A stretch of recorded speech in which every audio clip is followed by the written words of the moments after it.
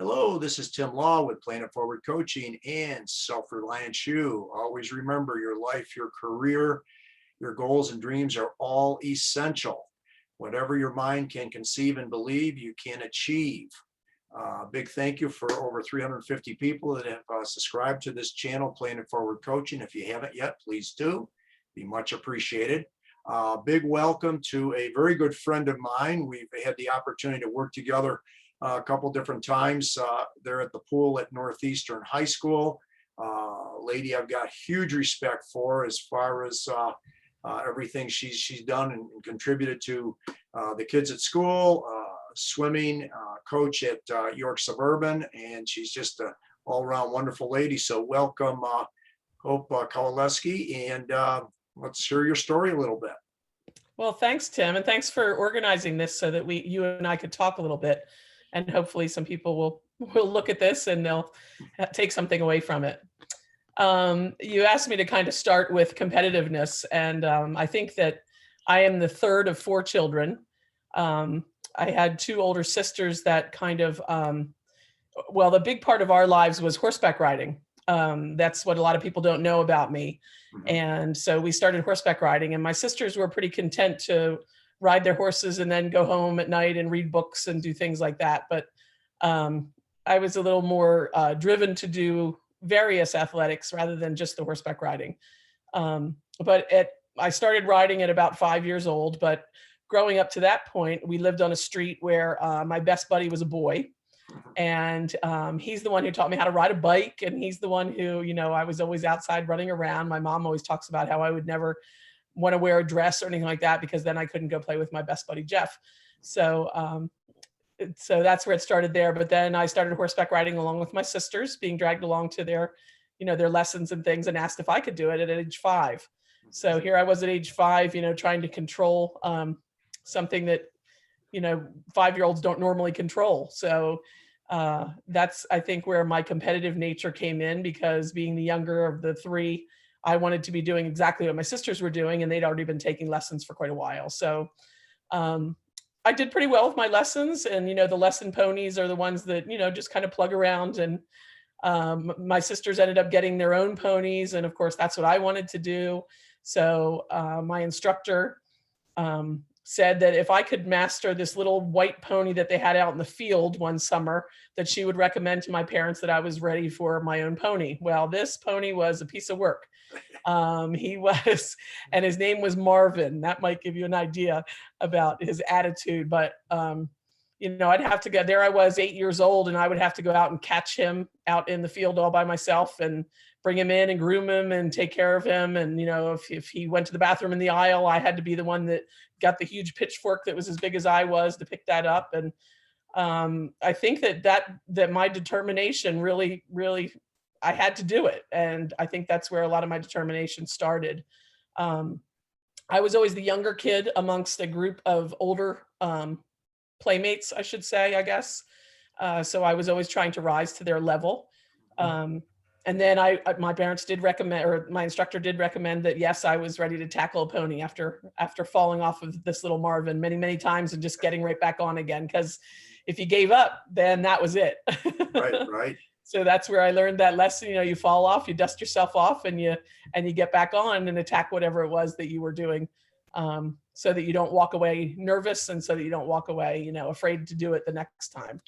So grew up riding horses, and we just became obsessed with it as a group of 3 sisters, and even my younger brother ended up joining us eventually. So at one time we had 5 horses that we boarded, because my dad was a doctor and he needed to be near the hospital. So we boarded these ponies away from us, and we had a blast as a family doing that. And then we went on to, pony clubbing, and I met so many fantastic people through that athletic event of horseback riding. And what I began to do was I began to study the people that I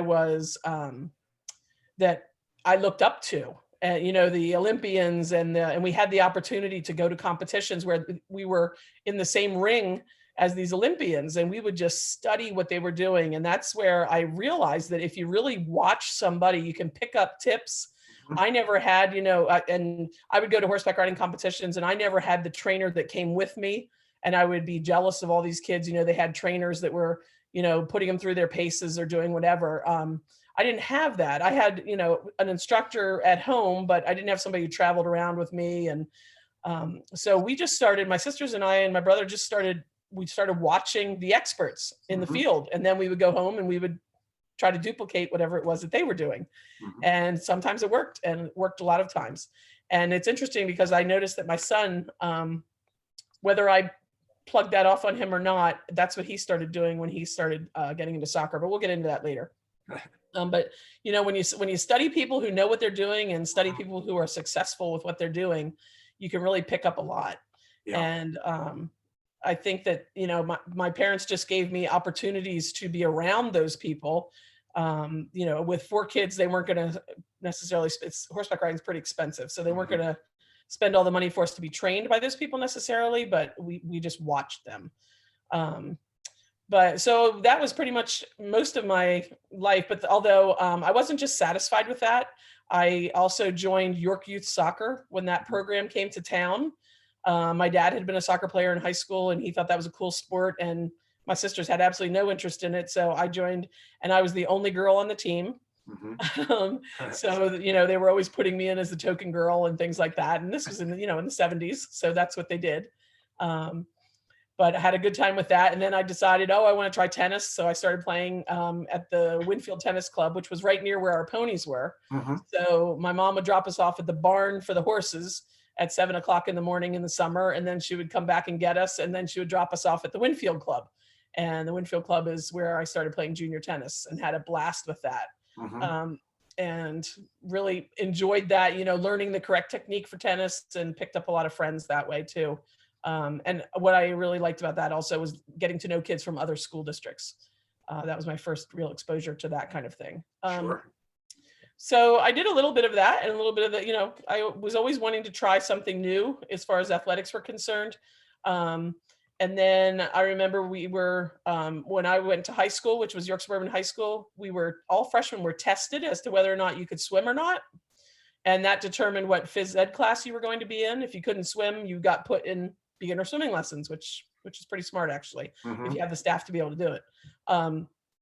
And I remember Coach Richard Geyer, who is a legend in the area, Dick Geyer, and he came over to me and he said, "That looked pretty good. Why don't you do that for me again?" So I got back in the water and did it again. And he said, "Who taught you how to swim that breaststroke?" And I said, "You did."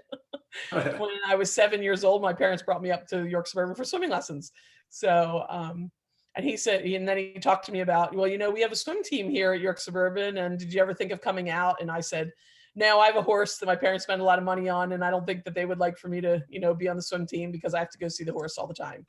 Well, to make a long story short, my parents went on safari, a 3-week safari, and left us with this old lady babysitter and came home, and I was on the swim team because I went to the meeting. And so they said, okay, we'll let you try this. It's a winter sport. You don't get down to the barn very often in the winter anyway. So that's when I started swimming.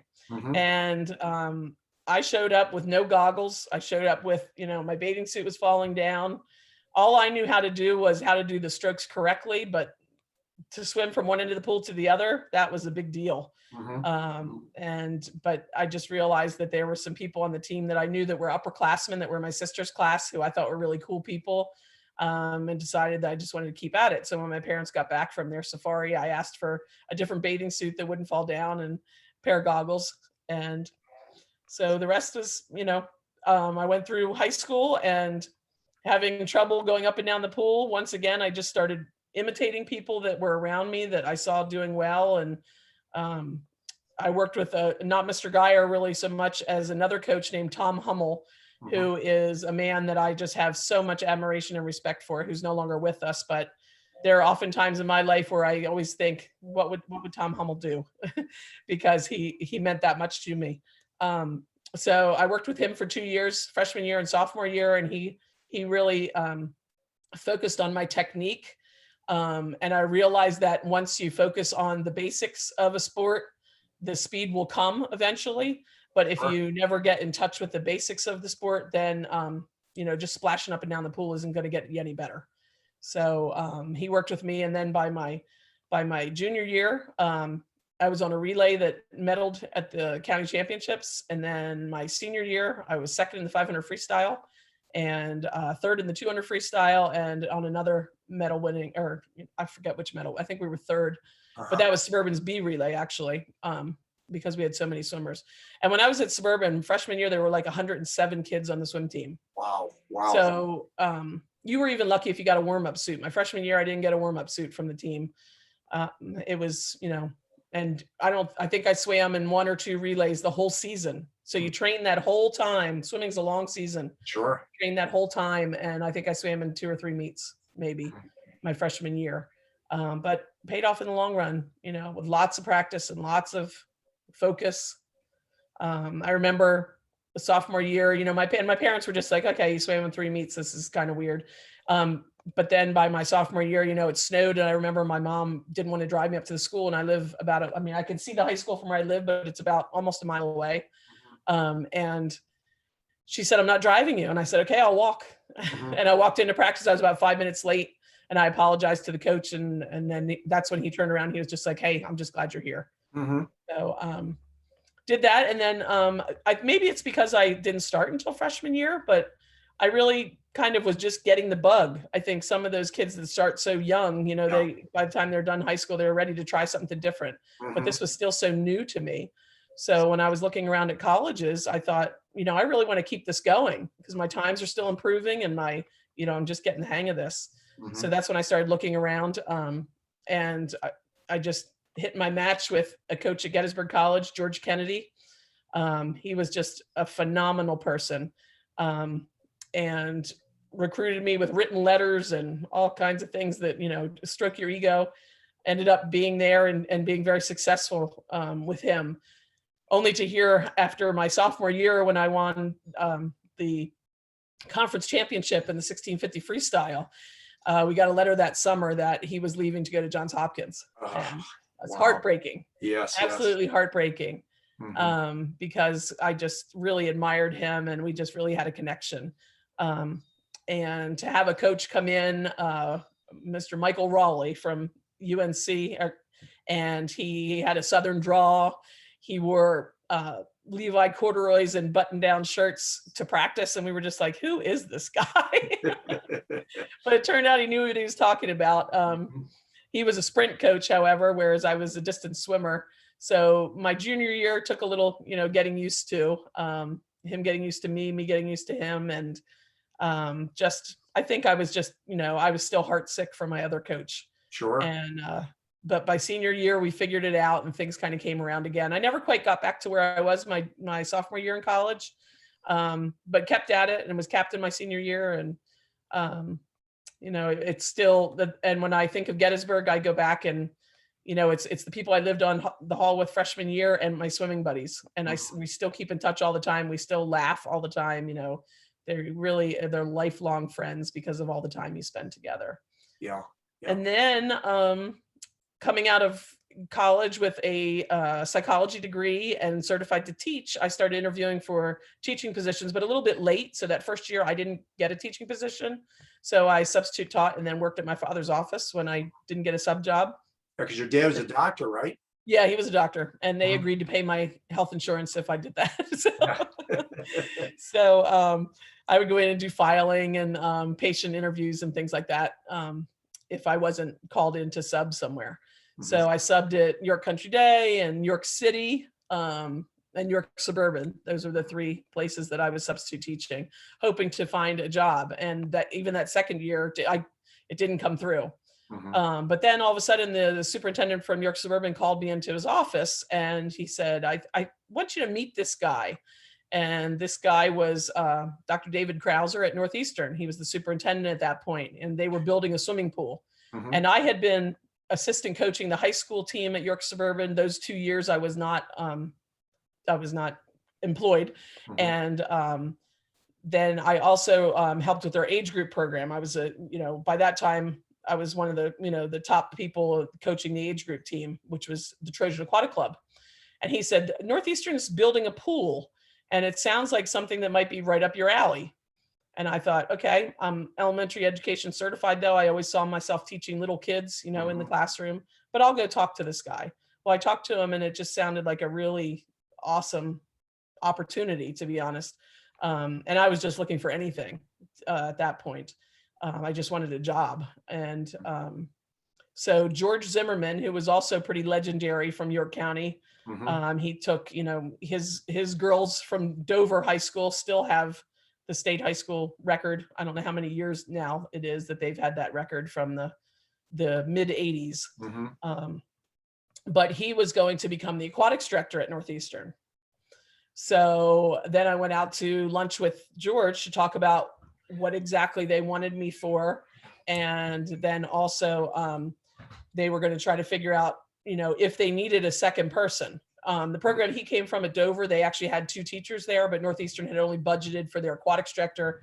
And then they were going to get simply in almost like an aide position or an assistant to him that I would deal with the locker rooms, and also be the right-hand man. So that's what I did. And then we had a very successful first year of doing that. And then the second year, they agreed to bring me on in the teaching contract. And at that point, what you needed to teach aquatics in Pennsylvania was you needed your water safety instructor certification, you needed your lifeguard certification, and you needed to be certified in something. Right. George was actually certified in history.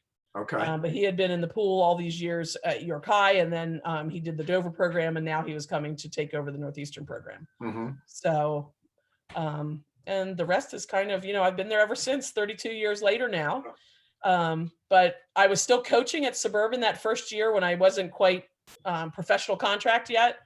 But when they decided to bring me on professional contract, they said, would you be the head high school coach? And I was 24 at that point, I guess. Okay. And I thought, there's no way I could be a head coach to kids that are only, 4 years younger than me. In some case, 4 or 5 years younger than me. I thought that would be kind of weird. But Dick Geyer, York Suburban, encouraged me to do it. And he said, I think this is an awesome opportunity. I'll be here to help you out. We'll be here. And at that point, I was the only female coach in York County for swimming. They were all the other head coaches were males. Right. So that was a little bit intimidating too. And we had some, I wouldn't say we had some run-ins, but we had some, you're the new kid on the block kind of things. And when I stood my ground, I'm not going to bring any names into it, but even some officials that, kind of, here you are, this 24-year-old, and you think you know what you're doing, but you really don't. But I did know what I was doing. Sure. And then I was the head coach at Northeastern for 7 years, which, it was a fledgling program. That first year, we didn't win one meet, nothing. Sure. Yeah. And paying your dues for sure. Yeah, paying my dues for sure. And then I remember my second year, and I remember going home from swim meets crying. Oh, it was awful. I was just like, oh my gosh, how long can I do this? Because I was competitive, and I could see the kids were improving, but it was deflating at the same time, just to constantly work so hard and not get it back. But then the second year, I remember we finally beat a team, Mannheim Central, which was out of our league, but we picked up that meet. The athletic director hooked us up with that meet, and we ended up I think it was the boys that actually won that meet. So, but I've never been somebody who looks at my win-loss record. That's not what it was ever about for me. And people have asked me over the years, what's your win-loss record? I don't know. I honestly don't know. Right. So I was the coach there the head coach for 7 years. I had my daughter in my 6th year. I had my first child. Okay.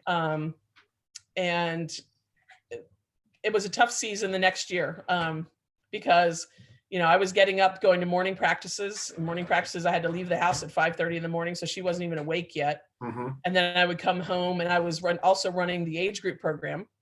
So I was getting home at like 9, so she was already in bed. So she would wake up at night, and I would nurse her. That was when I saw her. It was really strange, and my husband really took on the role of, he was working too, but it really took a village to get me through that year. And I just realized that wasn't the mom I wanted to be. So I resigned from the coaching position, kept the teaching position, obviously, because that's what pays the bills. Sure. And, but missed it very much, but knew that this is what I had to do because I wanted to be a mom. Right. And so then why don't we say a quick hello to your husband here, Hope? Quick hello to my husband. Hey, Tony. How are you, Tony? How's it going? You're on a Zoom recording here, my man. It was a Zoom recording, Zoom so watch what you say. recording? Oh, okay. Yeah, yeah. Gotta So be prim and proper. Yeah. yeah. Well, it's a struggle for us guys, you know that. That's true. That's true. Yeah. And my husband Tony, he's a coach also. He was coaching soccer, so we were playing off of each other too. It was Sure. he was coaching fall and spring, and I was coaching winter and summer. So it was Right. really, it was Well, kind we're of gonna have crazy. to. We'll have to get an interview with him as well. You know. Sure. I Yeah. know he'd do it. Yeah. Yeah. He's been away from it a little bit longer, so maybe Yeah. he's got more introspective. Yeah, yeah. No, advice we'd that we'd definitely love to have him. That's for sure. 5 years now. I think, right? Yeah, 5 years. Yeah. So anyway, so I thought I was kind of done with coaching swimming, but York Suburban had a female coach on their coaching Mhm. squad that became ill during a pregnancy.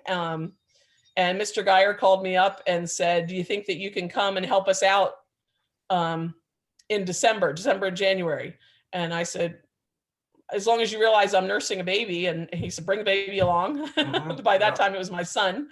And so I kind of did that and went back to coaching at York Suburban. And I remember I took my whole family when we went to the state meet that year.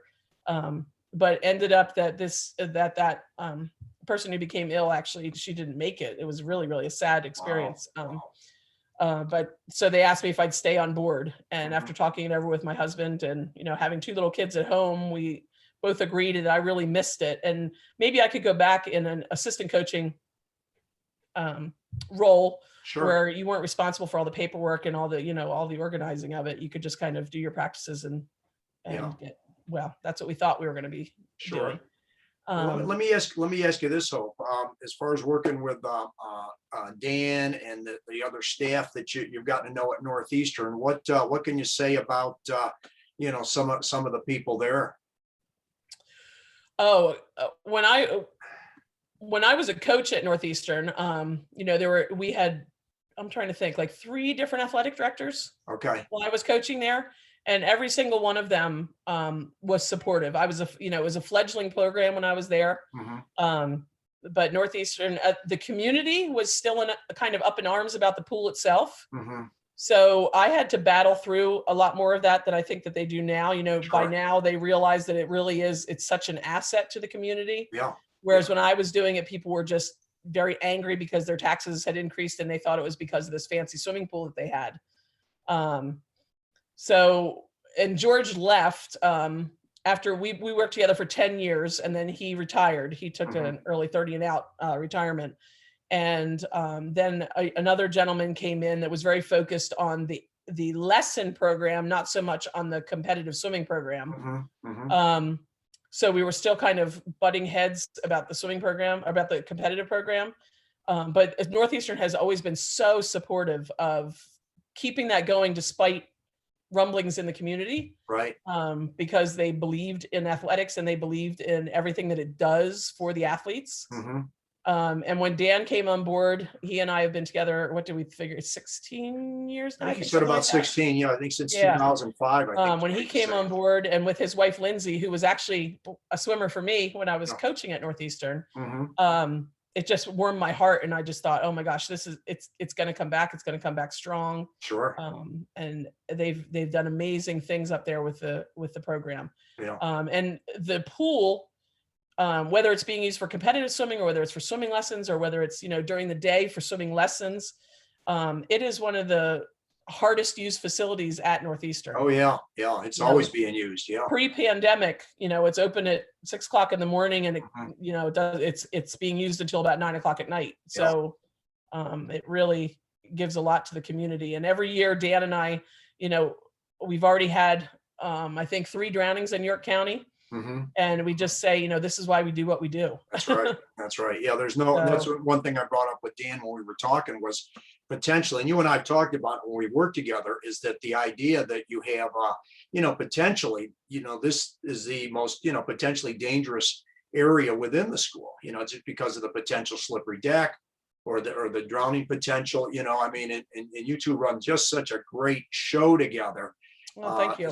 as far as avoiding, nonsense and that type of thing, just the, because most of the incidents with kids are, somebody's doing something foolish and, there's some kind of accident or incident, but you guys do such a wonderful job together. I'm very, very impressed. That's for sure. Yeah. And I think that sometimes, when you're dealing with athletics and phys ed, I think sometimes phys ed gets a bad rap, but I think sometimes for those kids that, the kids that struggle to come into school because they struggle to sit still or they struggle academically or whatever it might be, when they find success somewhere, and sometimes, a lot of times I should say, those are the kids that, that excel in athletics. Sure. And sometimes that's what's bringing them into school. So, I've emphasized through the years, they've talked about doing, doing the aquatics program differently or eliminating it altogether when the budgets were tight and things like that. I always say to them, talk to these kids because I think some of these first and second period kids, that come in here, I think one of the reasons why they're coming in is because they like what they're doing, and they come in here and they get moving and they have some success in the water and with their bodies. And I see, happy kids usually coming through there. And speaking of that, then Hope, what advice, as we kind of get to the conclusion here, what advice would you give to some of these younger kids, the up and comers, as far as, kind of getting that forward glide as far as wanting to become somebody, developing some kind of desire or passion for something, whether it's sports, band, music, extracurricular. There's a lot of opportunities at Northeastern for a lot of kids. So what would your advice be to some of them? My advice to them would be that it is a great way to manage your time. A lot of kids think that if they take on one more thing, it's going to be too much.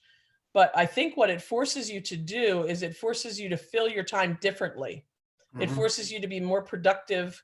If you take on an extracurricular, then that you have to get your homework done from 8 to 10 at night. Sure. Instead of going home and you've got this block of time from 4 to 10, sometimes you don't get anything done productively. But I really think that, and being a part of a team, it helps with, just mental health. I think when you have people that are supporting you in that way, when you're a part of a team, whether it's laughing together, they say, that laughing improves mental health. Sure, absolutely. So, but I think that it just, with the time management that it teaches you and the fact that you have to communicate with your coach, when you take that into life after school, you have to communicate with your boss, or you have to communicate, with a team of people that you're working with. And I think that when you're part of an athletic organization, or when you're part of a band, or when you're part of, the Thon committee, any of those sorts of things, that they all teach such life skills. It's just incredible. Yeah. Well, and I really did jump on what you just said. I mean, there's different ways that the endorphins, that natural occurring mind drug, occurs in the brain, which I'm preaching to the choir, to you and Dan and all the other coaches. But one of them is aerobic exercise. The other one is laughter. The other one is positive thinking.